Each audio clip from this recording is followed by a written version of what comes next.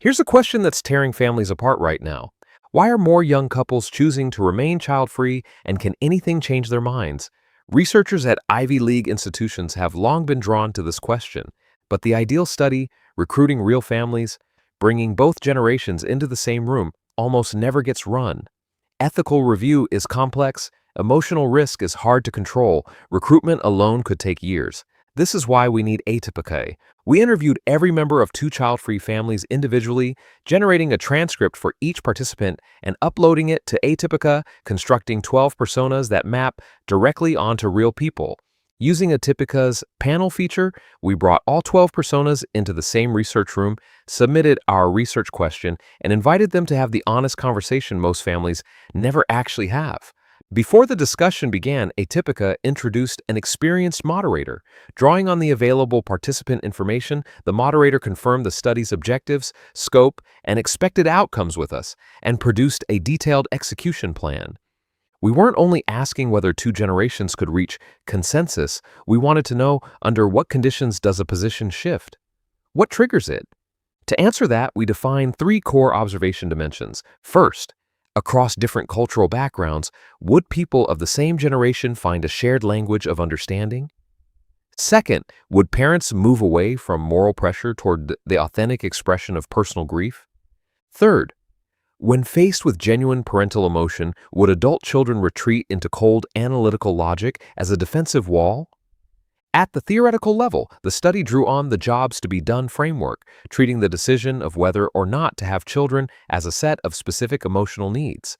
At the methodological level, the moderator employed a fishbowl facilitation technique to manage the complexity of participants coming from different families and age groups. Rather than opening with full mixed dialogue, the structure allowed subgroups to speak while others listened, preventing any single voice from dominating. The discussion unfolded across three phases: same-generation peer groups speaking across family lines, direct mixed confrontation between both generations, and finally collective reflection. Each participant asked whether anything had shifted. The research surfaced both points of consensus and points of fracture. People of the same generation understood each other more readily, and notably, most parents, even those who disagreed with the child-free decision, expressed genuine empathy for their adult children. But empathy did not move the needle on core positions. Both generations entered the room with their convictions intact, and both left the same way. The report documents where they agreed, where they fractured, and why the impasse exists in the first place.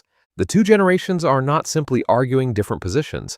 They are operating from different emotional needs, different imaginaries of what a meaningful life looks like, and entirely different metaphorical languages.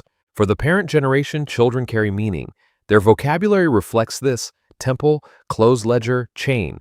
These are words of sacred architecture, of continuity, of connection across time.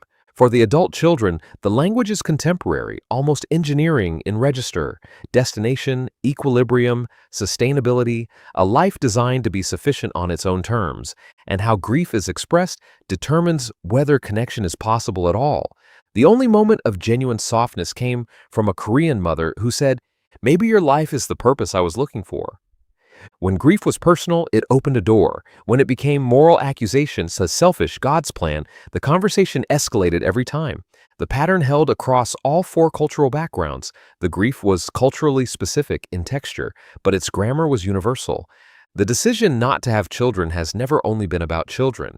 Because the two generations operate from different frameworks of meaning, consensus is genuinely difficult to reach. But when the conversation is anchored in personal experience rather than moral argument, something shifts. By building personas from real interview data and simulating group discussions at scale, Atypica replicates the research environment traditional methods cannot reach. What is your impossible research question?